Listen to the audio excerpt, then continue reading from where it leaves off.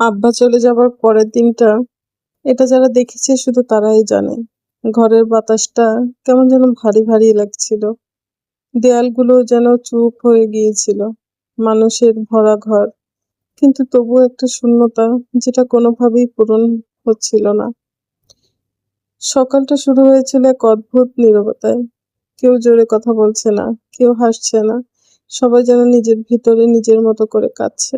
জুনের 5 তারিখে আব্বা মারা গিয়েছে, গত শুক্রবার। আর আজ শুক্রবার পার হয়ে শনিবার।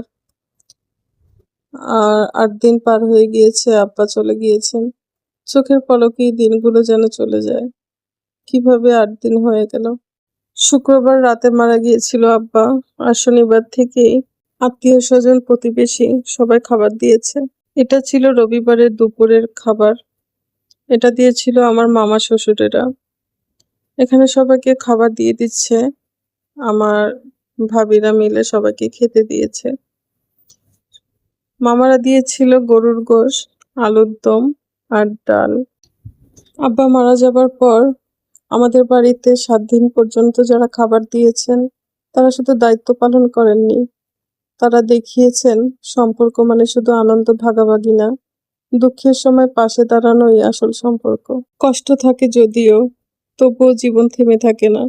খেতে হয়, বাঁচতে হয়, সামনে এগোতে হয়।